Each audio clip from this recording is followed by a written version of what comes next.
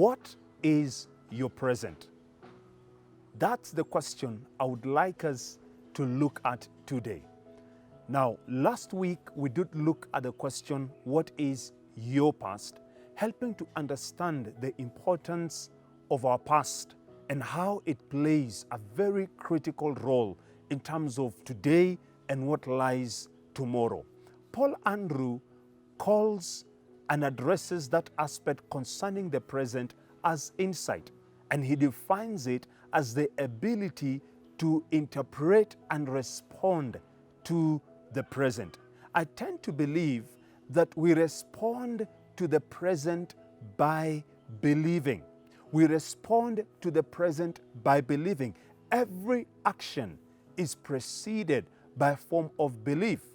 Now, if you were to walk into a room and there were certain seats all over the place, I tend to believe that most of us would go right into that room and, choose one of the seats and sit on it.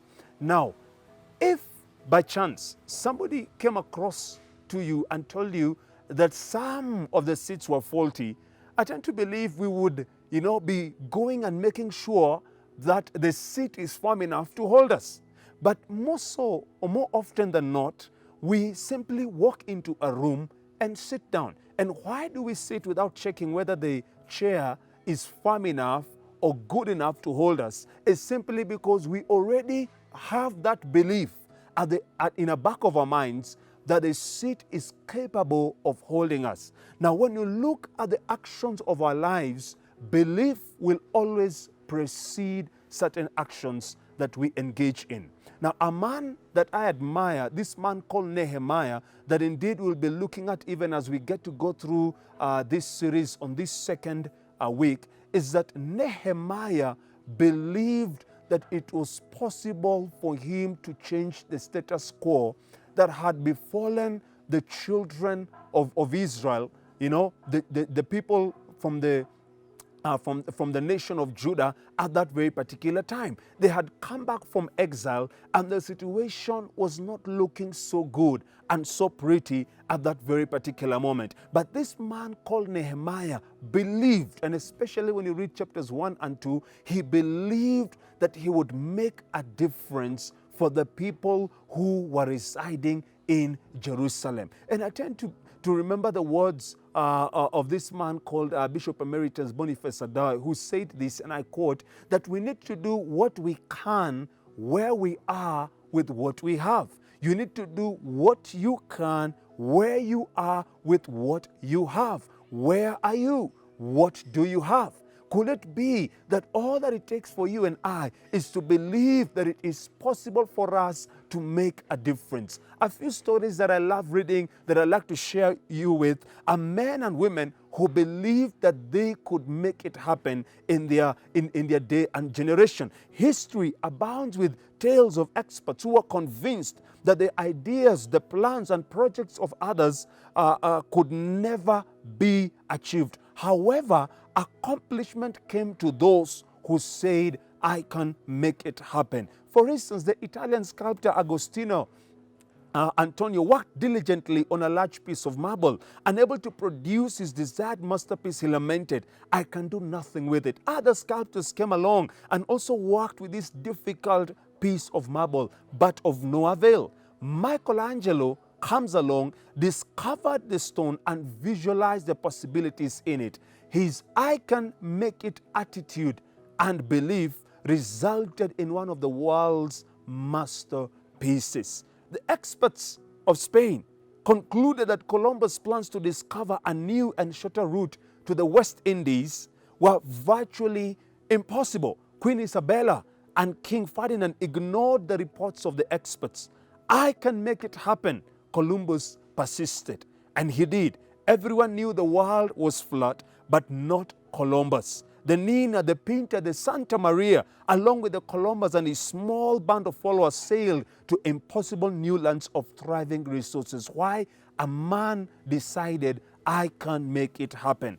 Even the great Thomas Alva Edison discouraged his friend Henry Ford from pursuing his fledgling idea of a motor car. Convinced of the worthless idea, Edison invited Ford to come work for him and move away from this foolish idea.